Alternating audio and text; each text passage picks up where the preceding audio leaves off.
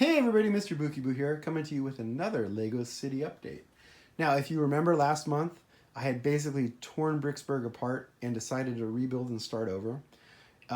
Since that time, it's been about a month since that last video. Made a lot of progress and a lot of changes, and so I'm going to share some of those with you here today. So starting over here, this area is my new park slash playground slash amusement park slash all around fun zone for Bricksburg. The big thing you'll notice is I've moved the castle over here. If you remember, it used to be way over here in this corner, down there. It was going to have to be redesigned anyways with the new table layout. If you remember, my tables are a little bit lower, and you can actually see that right there. So I was going to have to redesign that anyways. And as I was doing that, I said, you know what? I should probably just put it with the other amusement attractions, right? Because it kind of all goes together. You know, you think of Disneyland. Disneyland has a carousel. Disney California Adventure has a merry-go-round. So, you know, the whole thing. So anyway, so that's what we got going on here now. I also have the carousel. Managed to get that built and in place, which I think looks really good with the Ferris wheel in the background and that whole thing. Now, the other thing I'll point out is, so we know that there's a 3-in-1 Creator roller coaster coming out in June. I've also heard rumors, and it's completely unconfirmed, but I've heard it from a couple different sources that there may be a Creator Expert roller coaster that's coming out as well. So allegedly there's like a $260 Creator Expert set that's been like confidential, you know, listed as just a placeholder. And it can't be a modular because we got the diner already. We tend to only get one per year. It also is probably not going to be a train because the trains don't tend to be that much. Although that'd be an awesome train if at that price point, I think.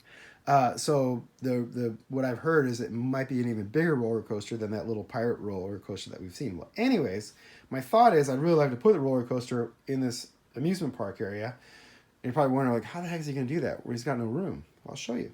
So if we tilt down just a little bit, you'll see this little corner here. So basically my original thought before I knew about the whole roller coaster thing was I was just doing some rock work here in general and just going to build that up to like a flat point and then just have like little picnic benches or, I don't know, more small arcade or something like that. But now my thought is that I can get that roller coaster down below here. And I might even be able to get it to come up top to kind of load and then go down and around. So we'll see how that plays out. I might have to get 2 of those 3-in-1 sets when they come out to get enough track. But so that's kind of where I'm going with that. Or at least that's what I'm thinking. So I'm excited for that to come out. I'm excited if there's an even bigger roller coaster because that could be really cool. And I might be able to fit that somehow. I might have to rework this a little bit, but I might be able to get it all to kind of fit in here. But it's pretty exciting. I'm kind of pumped about this area because this is like kind of when you walk in my room here, this is the first thing you see, and I think it looks pretty good, shaping up pretty well. Now the carousel here is motorized, so I went and got the motor this past weekend at the Lego store. So I motorized it. So if we zoom in here a little, or move, I'm going to move just a little bit closer, and I can show you. So if we go in a little bit closer, and if we turn it on, you'll see how ridiculously fast this thing is. And you see these little girl on the elephant's like flying, holding on for dear life. Let me turn it off so you can hear me. Have you guys figured out a way to slow this thing down? Let me know in the comments because I'd love to hear if you guys have found a way to slow it down, because I slowed down the Ferris wheel following. I found some guy online figured out how to do it with the gearing. And so that actually moves at a pretty good pace now. But this carousel is like terrifying. I mean, it's like, so if you get like, I'd get nauseous if I went on that thing spinning around so fast. But I haven't found anything yet on how to slow it down. I suspect the gearing is a similar type of gearing issue. The problem is the gearbox for this one is a little more enclosed than the Ferris wheel was. So I don't know, maybe, I don't know, we'll have to see.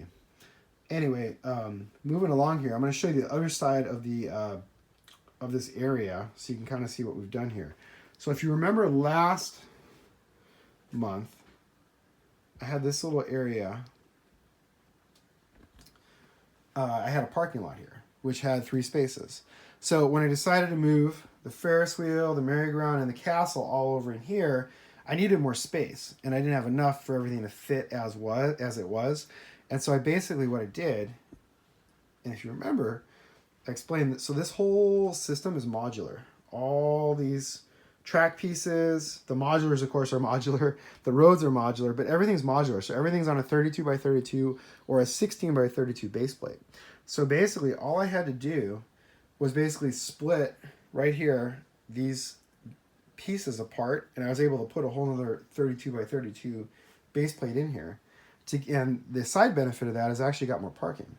So now there's parking on this side and that side. So I got 6 parking spaces, which is a lot of parking for a Lego city. Most Lego cities have like no parking, or like very few, like 1 or 2 parking spaces. If you've, I don't know if you've ever seen, or like especially official sets, they have like no parking. Even the parking garage that came out several years back, that set had like 4 parking spaces in it. So, and that was a parking garage. So we got a lot of parking in Bricksburg. So you feel free to come on down and visit and park and have fun. And we don't even charge for parking here. The other thing is, so this kind of shows you the front of the park area. So I did put some fencing in. There's also, if I zoom in here, you can see there's a gate at the front here. And the fencing goes all the way to the back there. The other thing is moving, it was kind of moved down a little bit this way now. So I've done a little bit more work. The farmer's market is back. If you remember, that was a big hit in the last Bricksburg. And the citizens were clamoring for some fresh fruits and veggies and flowers and bread and all that good stuff. So I got that back in place. The juice stand, of course, is back as well. I may actually move that, though. So I don't know if I like the placement there or not. But again, it's all modular and it's Lego, right? And that's the fun of it, is to rebuild all that. Now, moving down this way, and hopefully you'll notice, so I managed to get a new tripod. So hopefully this is a lot better, the quality of the video. I took your guys' advice last time. I did a little bit of research. So I had my crappy little $10 tripod that was all noisy and clanky and like just like a mess. So now this is a Manfrotto, which I'm really happy with. It was a little pricey, but I think the end result was worth it. So now we're back to the train station. So we made a lot of progress over here. If you remember last time, this was like not even halfway done. Now it's like 3/4 of the way done. More than that probably. The biggest thing you'll see is we have the elevators complete. So this is really cool. So the elevator is fully functional. So it basically, I copied the design from the City Hall, which is actually right above it, right over there. But this is a fully functional elevator, and it's human kid functioned, right? So basically what you do is there's a little mechanism right here and a slider, and it basically just slides up, and there's a post, and then that's how it gets to the second floor. The doors are also manual, but they're right on the side here. So these little lights are where the doors are hidden, and there's another one on the other side you can open. So that's how the doors work, the platform. And then there's doors on the top as well that slide open on the other side. Now the roof is also removable, just in case someone gets stuck in there. We don't want to have any accidents, so we can get in there and get minifigures out. My kids have already had fun dropping minifigures down the elevator shaft and then like squishing them with the platform. You know how kids are. It's like, they're glad they're having fun, but it's just like, oh my gosh, guys, really? It's like, chill with the, with the squishing of the guys in the elevator. The platform I modified a little bit. I needed a covered platform in case it rained. So we took out I had double benches there, took that out, put some more plants in. I'm finishing up the tiling work. I've got a lot of that done. I got to do the back part there. I want to build a little like baggage, like wagon or something like that. Put that over there. What else do we have here? The top part. So this is actually pretty cool. I've done more work on the top along here. So this is kind of like it's not like a boardwalk, but it's like a promenade or something. So it's a really wide sidewalk. And let's see, maybe I can get like a top level view so you can see here. So that gives you a better idea. So it's a really wide sidewalk on the top, and it runs all the way along here, all the way to the parking lot to the park. So I get a lot more foot space. In my old layout, if you remember, this, like especially the farmer's market, was right next to the train tracks, and there was literally like 3 studs between the trains and the poor farmer's market. So whenever the trains would go by, all the fruit would go flying everywhere. So this is a lot better, and it's just more of a, I don't know, it's just, to me, I don't know, it's just kind of cool. It's like a fun place because the kids love playing in here, and they're already having a blast playing in this whole area because it's just a lot more interactive for them, and there's just a lot of stuff going on here and a lot of little details I can put in the front where you see them as opposed to the back where you don't. So that's that. The modular placement, I can just pan around here real quick. You can see it's still in flux. I'm still trying to decide what goes where. I kind of like some of the layout here, but I'm moving around constantly, and I have a problem like over there, like where the Grand Emporium is. That's a corner, so I need to like figure out a street or do something down that way. And then it just kind of gets more and more of like a disaster as you go further down, or a work in progress, I should say. It's because it's not a disaster. It's just lots of lots of work going on. So let's move down a little bit further, and you can see just more of the work that's going on here. And this is just where I stage all the pieces and stuff. Just gives you an idea of how I work, because a lot of times I get asked that by you guys, like, oh, well, how do you do all this? How do you do it? Well, here you can kind of see. I just stage the stuff where I'm working. There's parts all over the place, brick separators, bags of bricks, buckets of bricks, and I just work, and that's what I do. This is actually interesting over here, I'll note. So we got these, I love the trains, but the one thing that drives me nuts about the Lego trains is there's no doors. Emerald Knight had doors, but like this red train right here, no doors. White train, there's simulated doors, kind of, but they don't work. So what I'm doing, as you can see on the top here, is I'm actually working on a modified red train that's going to have doors that open and close. So you can get, because the poor little minifigures, they can't get in and out. I feel sorry for them, right? It's kind of rough.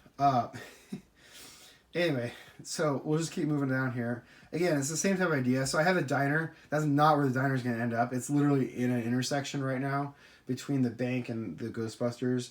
It's going to be further down over here somewhere. It'll probably be closer to the amusement park just because it makes sense to have it down that way. And this actually gives you a good pan this way so you can kind of see everything over there. So it'll be down there, but I'm going to shuffle everything around. And I still have yet to build the platform, which is down on the end here, where the Disney Castle was. So I have to extend my wooden platform all the way to the wall in the corner there. So it's going to be like it's about 3 feet that way. That's going to extend, which is going to give me a whole lot of real estate for more modulars going that way, which also opens up a lot of things that I didn't have before. And the other thing I'm just going to quickly point out, I'm just going to move a little bit closer. Oh, and I totally moved. Sorry about the loud crash in the tripod that time. I goofed on that one. That was my bad, guys. Sorry. So here you can see this is another modular piece that I'm working on. And so you can see this is kind of how the modular track pieces work. So this is Penlug standard. You can go on they have a wiki. It's like, it's lgauge.org, I think. And you can see how it's pretty easy. It's really brick intensive, I'll warn you. It takes a lot of bricks to build this. But the end result, I think, looks amazing compared to like the standard Lego track. This looks much more realistic. And it's just beautiful the way this works. And it's completely modular. So you can see this is how I do the modularity. I don't have the Technic. I ran out of Technic bricks, so I'm kind of bad right here. I don't have the actual Technic. This is usually a round Technic brick here. And then I just put those black pins in here. And that's how all the pieces are held together, just like the modulars. And so you can do this kind of work. You can do something like this. If you keep it all modular when you design your city, you're setting yourself up for much greater success. Or it's much easier to change things, I should say. You can be successful however you do it. But when you do it in a modular way, if you need to change something, you can do it. So, for example, I just decided the other day, actually just earlier today, in fact, over by the station, I wanted to have a little more space between the platform and then the signal light that I put here, because I'm going to have potentially like trains that just have an engine but that aren't part of a car, and longer trains. So I literally just built this little section right here, right between the switch stand and the light, is a 16 by 32 plate. That's a modular piece that fits. And I literally just split the whole thing apart and just put that piece right in, connected it up, good to go. If I didn't have that modularity, I would have had to basically take apart like huge sections of this and rebuild it. It would have taken me, I don't know, days, a week, I don't know.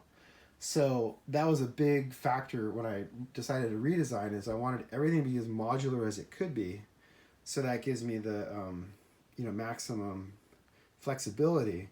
And in fact, so that's basically, if I go back over here, that's what I'm doing here. So this piece is actually going to end up like right in here because I want to push this tunnel down a little further. And so that tunnel is going to be further down this way. And so that piece is going to be somewhere like right in here. And again, it's completely modular, so it makes it super easy to add, subtract, move. If I want to rebuild at some point, I can do that. I just take these pieces. Now, one other thing I want to show you, because I'm running out of time. I try to, I'm actually already over time. I'm like jabberjaws today. Sorry, if you're still listening, I appreciate it. That's really cool. Thank you. And one other thing I was going to show you real quick. So again, with the modularity, if I slide these back, so basically right here, so what happens, what I get asked a lot is what happens if a train gets stuck? What are you going to do? What are you going to do, Mr. Bookie Boo? If a train's stuck in the back, how are you going to get it out? Well, it's pretty easy because this piece is modular. It pops right out. And I can reach under there and I can free my train. See? Modularity. So they're not all pinned together. That's the other important thing. Now, some of these I'll pin at the top, but if I need to pop the panels off, I can do it pretty easily. So some of them are pinned, not all of them are pinned together. Anyway, that's pretty much it for this update. You can see, again, nothing's changed over here. I haven't even gotten to this half. This is just a bunch of placeholders and junk sitting around here for now. I'm going to slowly start to disable that mountain back there, get my new platform in place, which is going to give me more room to shuffle and move everything around. But it's made a lot of progress, and I'm pretty happy. I mean, this has been a blast to do this. It's been so much fun. I highly recommend, you know, don't get stuck and like think, oh, I can't, like, I don't want to tear my city apart because, you know, I built it and that's the end of it. It's not. It's you know, it's a work in progress. You're just gonna enjoy it, rebuild it, do it again, tear it apart, take everything off, and just start placing stuff and see where you end up. I mean, that's the beauty of our hobby is you can do that. You know, with I used to do like model railroading and stuff, and that was fun, but it was like super static. Like once you like place something, it was glued down, and it was like that is not moving until you like start it completely over. And even then, you'd be lucky to salvage like half of the stuff. It's Lego. You just tear it up, rebuild it. It's no big deal, right? So anyway, thank you for watching. I'll be back soon with another update. Hopefully, a lot more progress. And we will also, I'll also be posting a lot more updates on Instagram as well. So hopefully you're already following me over there. And hopefully you'll subscribe on YouTube here so you can get the latest updates as they come out. So thanks for watching, and I'll be back real soon. Bye.